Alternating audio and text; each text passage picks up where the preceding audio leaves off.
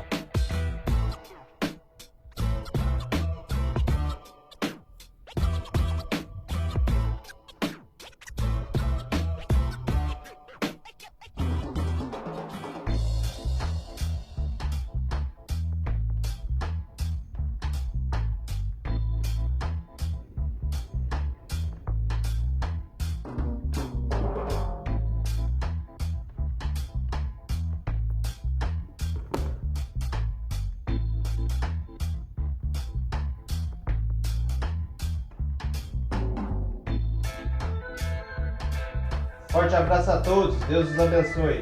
Até o próximo vídeo.